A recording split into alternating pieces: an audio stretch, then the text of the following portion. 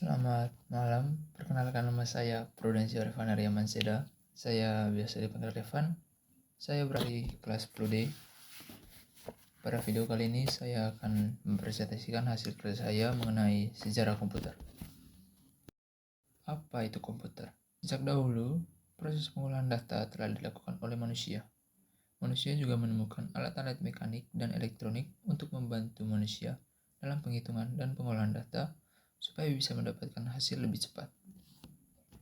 Pengertian komputer yang dapat dilihat dalam kehidupan sehari-hari yang dimana suatu set peralatan elektronik yang memiliki kemampuan dalam menginput data dan mengolahnya sesuai kebutuhan pengguna, serta menghasilkan keluaran berupa informasi dalam berbagai tampilan seperti teks, gambar, audio, video, maupun audiovisual.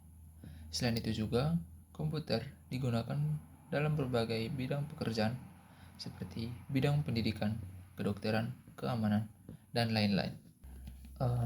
Apakah ada sejarah komputer? Tentu saja ada. Yang dimana sejarah komputer memiliki 5 generasi. Generasi pertama yang terjadi pada tahun 1940 sampai 1956. Generasi kedua yang terjadi pada tahun 1955 sampai 1963. Generasi ketiga terjadi pada tahun 1964 sampai 1971. Untuk generasi keempat terjadi pada tahun 1972 sampai 1980. Dan untuk generasi kelima yang dari generasi keempat yaitu yang dimana generasi kelima yaitu generasi sekarang hingga masa depan. Untuk generasi yang pertama, perangkat komputer generasi pertama ini digagas oleh insinyur asal Jerman yang bernama Konrad Zuse. Komputer ini dikembangkan untuk desain pesawat dan peluru kendali. Komputer generasi pertama ini sangat mahal dan besar. Komputer generasi pertama dikarakteristik dengan fakta bahwa instruksi operasi dibuat secara spesifik untuk suatu tugas tertentu. Setiap komputer memiliki program kode binar yang dibedakan yang disebut bahasa mesin atau machine language.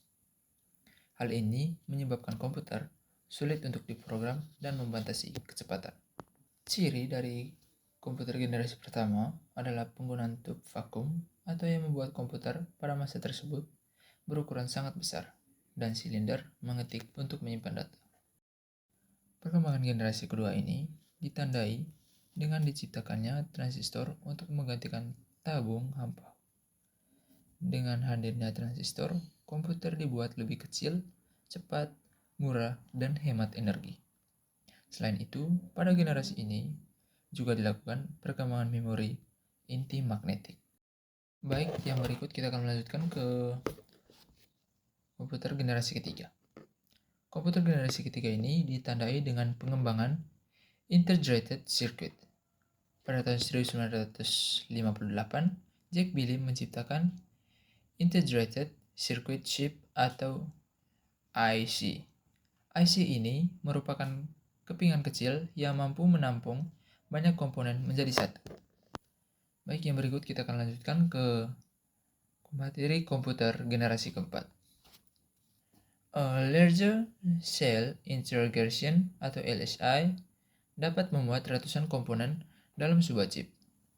Pada tahun 1980-an, Very Large Scale Integration atau VLSI membuat ribuan komponen dalam sebuah chip tunggal.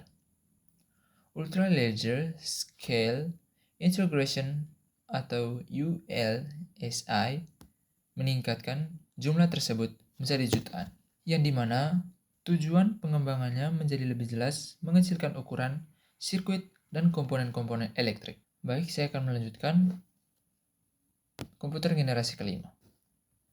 Komputer generasi kelima ini ditandai dengan munculnya LSI atau Large Scale Integration yang merupakan pemadatan ribuan mikroprosesor ke dalam satu mikroprosesor. Komputer generasi kelima ini juga ditandai dengan munculnya semikonduktor. Baik, itu sekian dari semua pengertian komputer dan sejarah komputer. Kali ini saya akan menyimpulkan semua materi yang telah saya paparkan tadi. Kesimpulannya, komputer adalah salah satu alat yang pertama kalinya untuk membantu dalam perhitungan.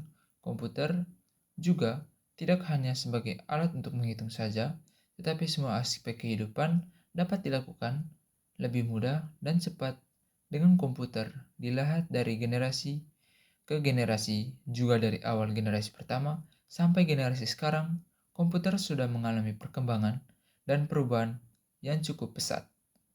Dan komputer dari generasi pertama sampai sekarang lebih semakin canggih lagi, yang lebih dapat mengefisien waktu dan biaya. Sekian presentasi dari saya, Prudencio Revan Arya Maseda, atau Revan, mengucapkan terima kasih.